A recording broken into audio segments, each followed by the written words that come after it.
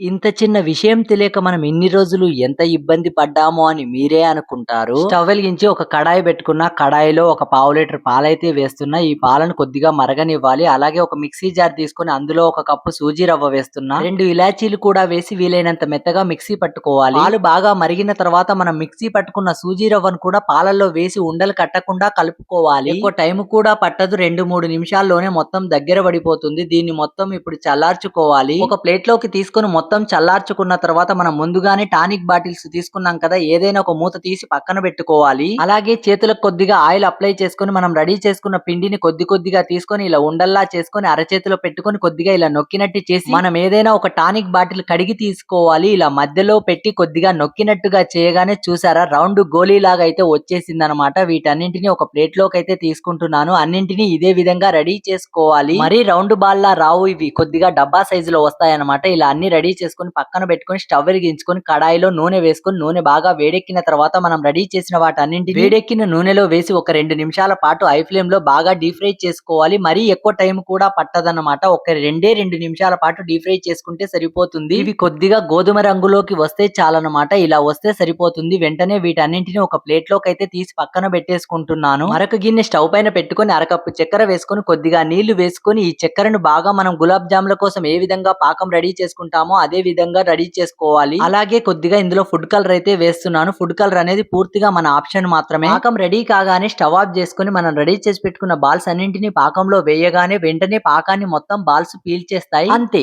ఎంతో కమ్మనైన రవ్వ సాకర్ రెడీ అయిపోయింది. మీరు కూడా తప్పకుండా ట్రై చేయండి. టేస్ట్ మాత్రం సూపర్ గా ఉంటుంది. ఇవి తింటే గులాబ్ జాములు కూడా మర్చిపోతారు, అంత టేస్టీగా ఉంటాయి.